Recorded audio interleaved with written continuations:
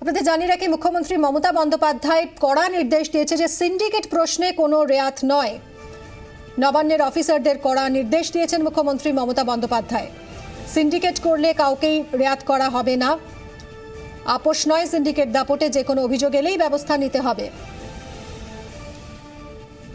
সিএমওর আধিকারিকদের কড়া নির্দেশ দিয়েছেন মুখ্যমন্ত্রী মমতা বন্দ্যোপাধ্যায়। 1 জুলাই প্রশাসনিক বৈঠক হয় সল্টলেকে। সেখানেও সিন্ডিকেট নিয়ে কড়া বার্তা দিয়েছিলেন মুখ্যমন্ত্রী। কমলিকা সেনগুপ্ত আমাদের প্রতিনিধি রয়েছেন এই মুহূর্তে টেলিফোন লাইনে। কমলিকা, মুখ্যমন্ত্রী মমতা বন্দ্যোপাধ্যায় তিনি জোর দিচ্ছেন তার দলে থেকে যাতে কোনো রকম বেআইনি কিছু করা না হয়, কোনো রকম বিশৃঙ্খলা না হয়, সে বিষয়টাতেই কড়া নজর দিচ্ছেন তিনি। দেখো মিমি, অনিন্দ্য চট্টোপাধ্যায় গ্রেপ্তার হওয়ার পর অনেক মানুষই সাহস করে এসে কিন্তু অভিযোগ করছে।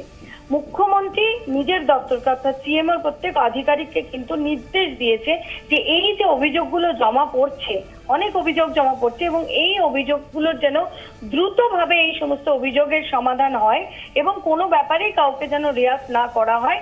যে সমস্ত অভিযোগ জমা পড়ছে নবান্নে, সেই সমস্ত অভিযোগ যত তাড়াতাড়ি সম্ভব সেগুলোকে কিন্তু সমাধান করতে হবে, এমন নির্দেশ মুখ্যমন্ত্রীর তরফ থেকে সিএমওর আধিকারিকদের কাছে গেছে। কমলিকা, কেন এই কড়া বার্তা?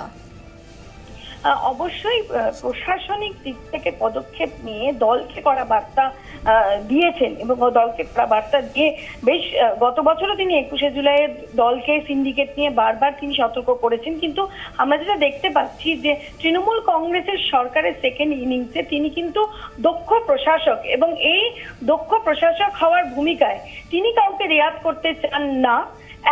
2 নম্বর হচ্ছে পুলিশের প্রতি যাতে ভীতি থাকে, যারা এরকম ধরনের তোলাবাজি করছে বা সিন্ডিকেট করছে তাদের যেন পুলিশের প্রতি ভীতি থাকে, এই জিনিসটা কিন্তু এস্টাবলিশ করার একটা চেষ্টা হচ্ছে এবং তার জন্যই দক্ষ প্রশাসক হিসেবে নিজের পরিচয় সামনে রাখা, দলের স্বচ্ছ ভাবমূর্তি করা এবং দলকে কোথাও না কোথাও সূত্রীকরণ করা, এই 3টে কারণের জন্যই কিন্তু পদক্ষেপগুলো এত তাড়াতাড়ি হচ্ছে এবং প্রশাসনকে এইরকম নির্দেশ দেওয়া হচ্ছে।